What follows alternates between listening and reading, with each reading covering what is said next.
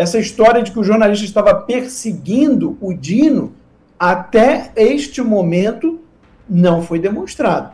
Se há alguma coisa sigilosa nos autos que o Alexandre de Moraes ainda não revelou, isso é uma outra questão. E é um outro problema, inclusive. Olá, é do Carvalho. Melhor canal de corte do YouTube. Bom, vamos atualizar, girar nossa pauta por aqui, porque temos outros assuntos também, esses assuntos do dia a dia, e um grande assunto de hoje, tema inclusive de manchete dos principais portais, é em relação ao ministro Fachin. O ministro Fachin deu algumas declarações e deu a entender, né, que a questão do jornalista, né, do sigilo do jornalista, sigilo da fonte quebrado pelo ministro Alexandre de Moraes, pode ir parar no plenário do Supremo.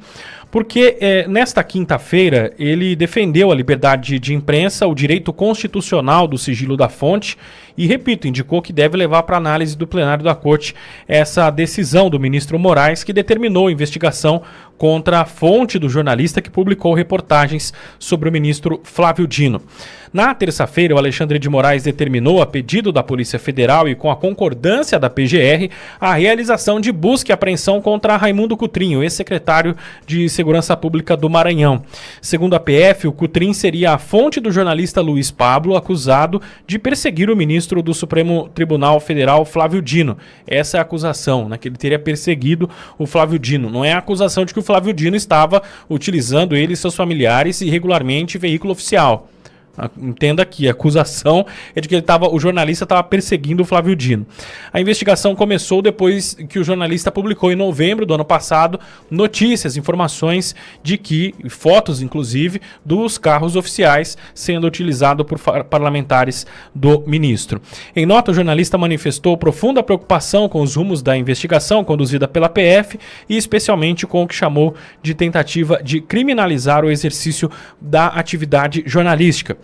As associações também prestaram solidariedade ao jornalista, como é o caso da Associação Brasileira de Emissoras de Rádio e Televisão, a Associação Nacional de Jornalistas e também a Associação Nacional de Editores de Revistas, que manifestaram preocupação com a operação e a violação do sigilo da fonte, afirmando que ações como a operação não têm amparo constitucional e abrem precedentes que ameaçam a liberdade de imprensa amparada pela Constituição.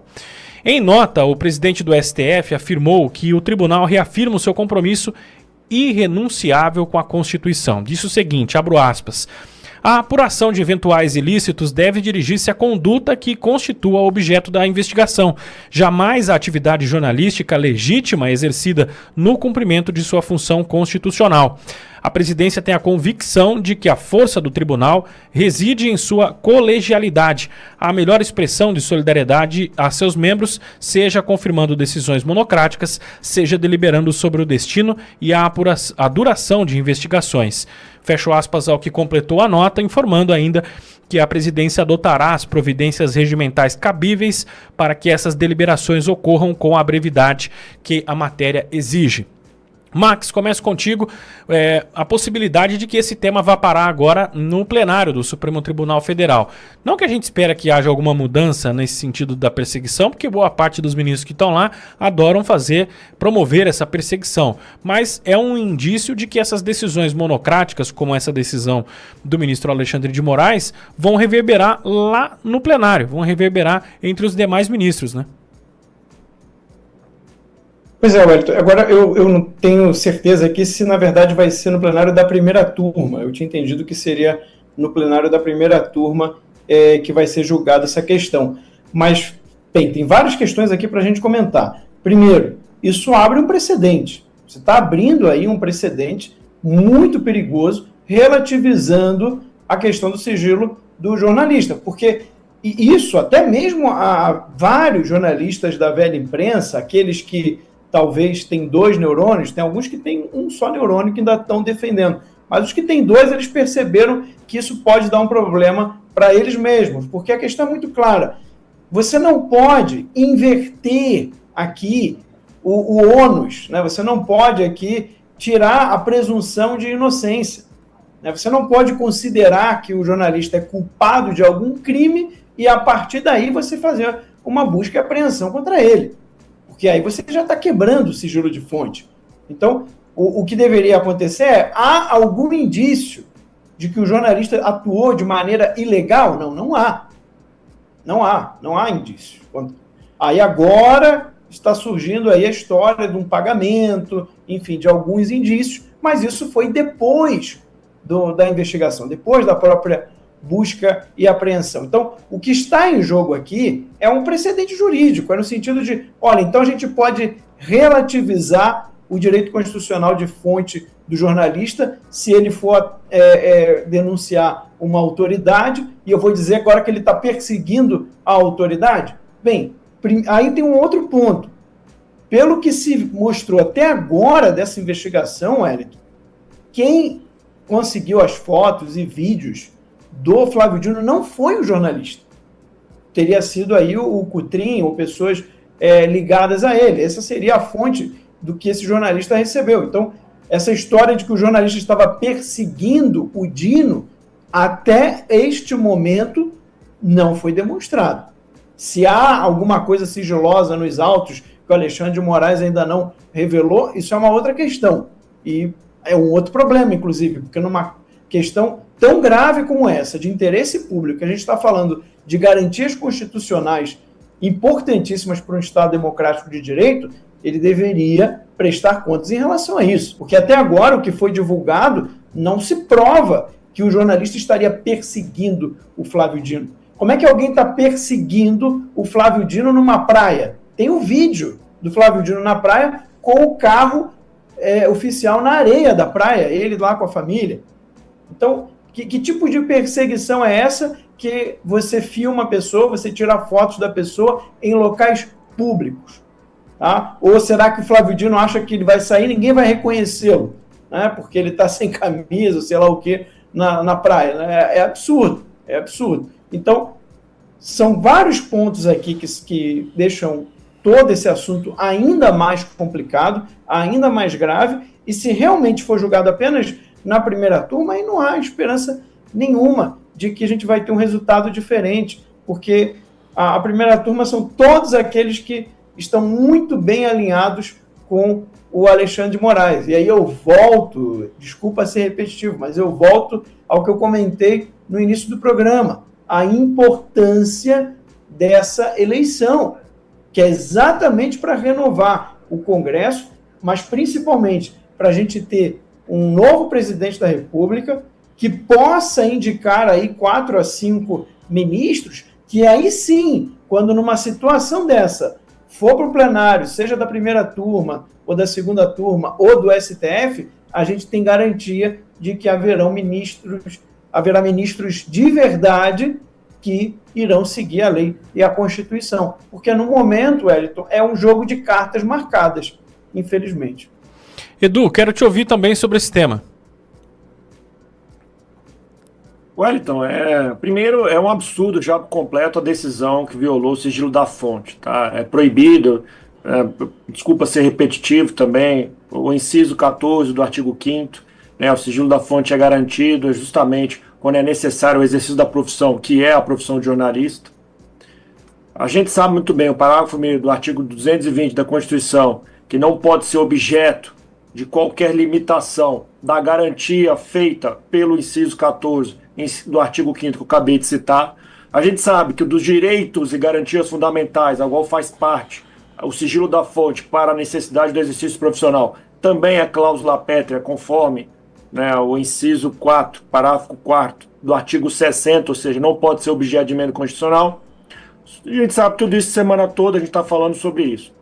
Agora, os ministros da atual composição da Corte Constitucional do nosso país, ele começa a difundir narrativas.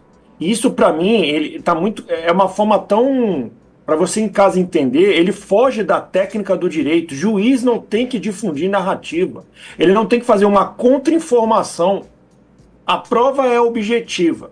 Nós temos um jornalista que publicou a matéria com prova documental em que foi filmado, ou seja, uma produção audiovisual ali, né, uma filmagem do ministro Flávio Dino, junto com a sua família na praia, usando um veículo de ordem pública, um veículo oficial público, e não era oficial vinculado à corte.